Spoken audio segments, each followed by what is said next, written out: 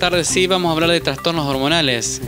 La paciente es muy frecuente que tengan desequilibrios hormonales y las hormonas más afectadas son principalmente la tiroides, la prolactina, las hormonas sexuales femeninas, por excelencia el estrógeno y la progesterona. Bueno, dentro de la frecuencia, digamos, la prolactinemia, ha escuchado mucha gente que ha tenido un familiar o ella misma que ha tenido trastornos en aumento de la prolactina. La prolactina es una hormona que se fabrica en la hipófisis, en un área cercana al cerebro, donde hay unas pequeñas células que fabrican la prolactina y esta va a ir por la sangre y va a ir hacia el torrente sanguíneo y va a llegar principalmente, es una hormona que fabrica la leche.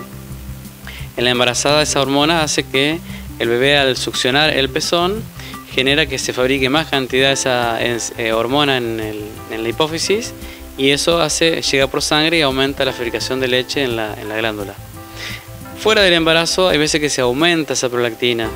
Pueden ser por varias causas. La causa más frecuente puede ser farmacológica, que toma algún medicamento que haga que se estimule la fabricación de esa hormona, o puede ser también por un aumento de esas células que fabrican la hormona dentro de la hipófisis. Y esto se llama prolactinoma.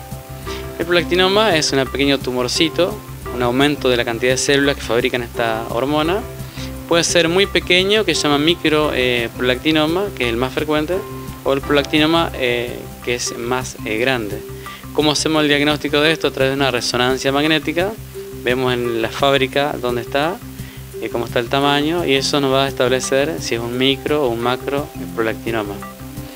Esto antiguamente, en la década del 40, 50 o antes, se operaba. Actualmente no se opera, ya que son tumores que pueden recidivar y no conviene. Hoy con la farmacología tiene su tratamiento más sencillo, más eficaz y que es más efectivo básicamente.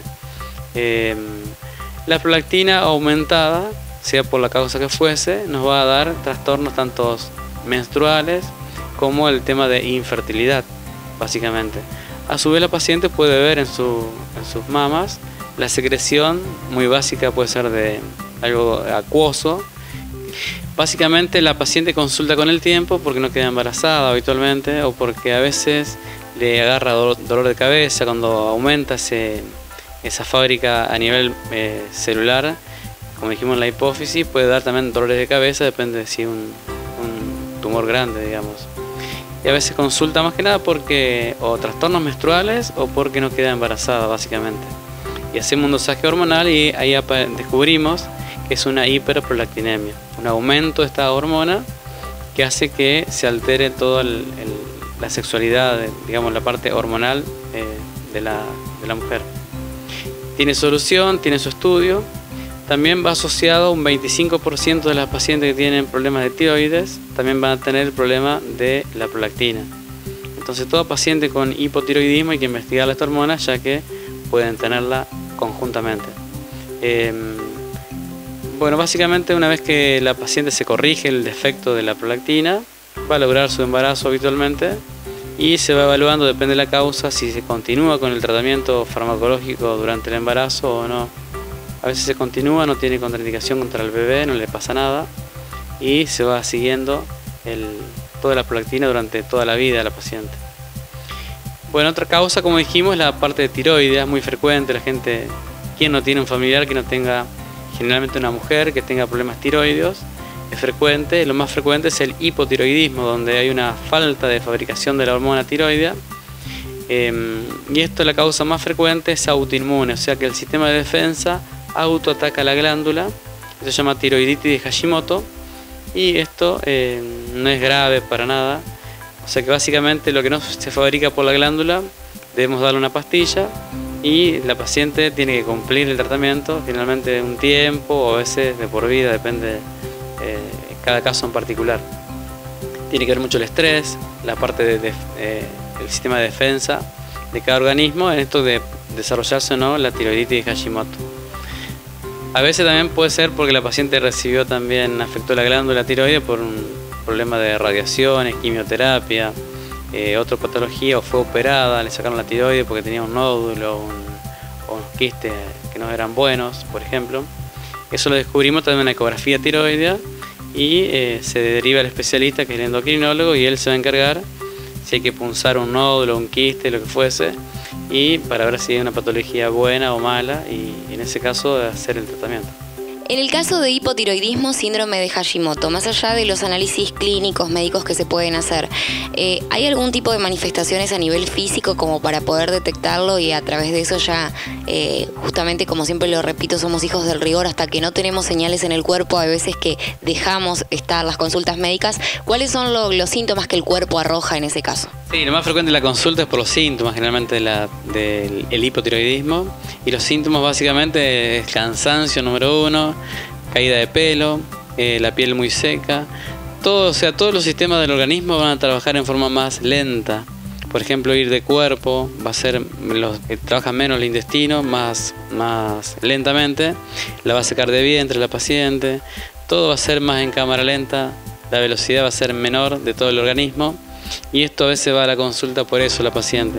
Igualmente a veces en forma indirecta se diagnostica el hipotiroidismo, que es muy habitual hoy en día. Hay mucha gente que tiene, muchas mujeres básicamente tienen el hipotiroidismo.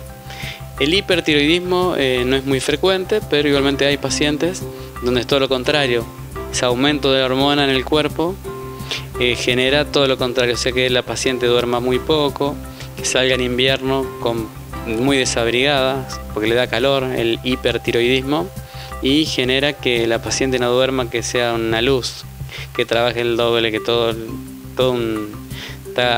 encendida, está activada la paciente por el exceso de hormonas, que tiene otro tratamiento y otra investigación de cuál es el origen de ese hipertiroidismo. Otras hormonas que se pueden afectar, tanto la parte materna, la parte de la mujer, es las hormonas propiamente de los ovarios. En los ovarios se fabrican básicamente los estrógenos, las progesteronas, y en muy poca cantidad también las testosteronas, que son hormonas masculinas, pero ustedes tienen una pequeña fabriquita donde se fabrica también esa hormona. ¿Cómo investigamos si está funcionando bien? A través de un dosaje hormonal, o sea, con la bioquímica. Le sacamos sangre y depende en el día del ciclo específico, y con eso vamos a evaluar cómo está trabajando los ovarios. También indirectamente nos va a dar la reserva ovárica en la paciente fértil, nos va a dar, depende de esas hormonas, si está bien para tener hijos, si tiene una cantidad de óvulos o no en los ovarios. La testosterona, como decíamos, se fabrica en muy poca cantidad, pero una hormona muy importante para ustedes, ya que le da el tema de tener ganas de tener relaciones sexuales, el líbido. Cuando esa hormona disminuye, la paciente empieza a faltarle las ganas de tener relaciones sexuales, el deseo sexual básicamente, y se puede dosar también, tanto como en el hombre, el dosaje de testosterona, para ver si es la causa o no de la falta de deseo. A su vez también puede tener trastornos esas hormonas a nivel de la piel, por ejemplo pueden aumentar el vello, el grosor del vello, llamado hirsutismo, y también nos puede dar trastorno, por ejemplo el acné u otras lesiones en la piel, generalmente no muy agradables, que a veces consulta al dermatólogo o al clínico por esa circunstancia, y luego se empieza a investigar las hormonas y empiezan a aparecer las patologías. Hay tumores que fabrican, tumores ováricos, que pueden fabricar hormonas, por ejemplo estrógenos, un exceso de los estrógenos, le va a dar células, los tumores de las células de la granulosa se llama, que son las células que fabrican dentro del ovario el estrógeno. Y así sucesivamente distintas células pueden dar origen a las hormonas, y hay que investigar tanto ecográficamente o por una tomografía la parte ovárica para ver cómo están trabajando básicamente. Por un lado la parte hormonal a través de la bioquímica, y por otro lado la parte de la formación del ovario, cómo está a través de los métodos de imagen básicamente. Bueno, trastornos hormonales es un tema que hasta ahora no habíamos hablado nunca, y me parece que es muy frecuente y seguramente van a surgir dudas en relación a este micro. Por eso siempre es bueno que todas las vías de comunicación queden abiertas para nuestras televidentes, y también una conclusión, como siempre, el consejo médico que nunca falta al final de cada micro. Bueno, muchas gracias, y sí, todas las que tengan consulta serán bienvenidas. El consultorio es en calle Mitre 1268 y el teléfono es el 495-2874.